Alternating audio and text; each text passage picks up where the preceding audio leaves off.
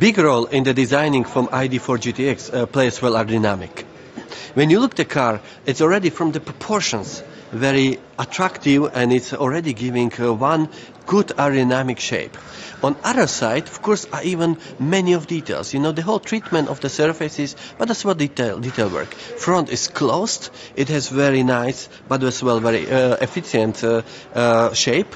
On other side, we have as well very good design of the wheels. We have flow on the side, and all this, and very nice, very sharp with bumper area, which has nice lines, but as well on the top big spoiler, and as well this extra on the side of the back window, as well 2 elements. The car is really through this all very efficient, and this is something what belong to electric car.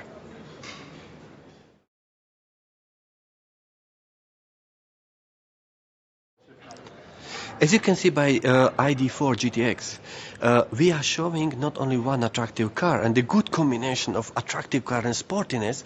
This is something what has as well a nice view on the future behave in our cars. The GTX stand not only perfect for the ID.4, but it will be in the future showing a signature of designs and as well of the combination to the let's say, attractive cars as well as sportiness. Therefore, the signatures through the GTX sign, but as well the elements in the front, and so are few components what you will see it as usually always expect from Volkswagen, even through the more models.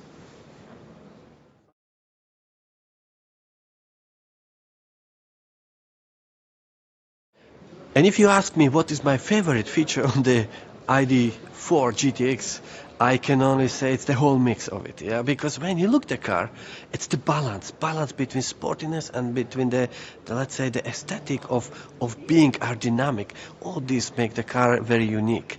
The combination of color, combination of forms, and as well the combination of aesthetic and the power. This makes the car unique, and this is something what I like on it as well.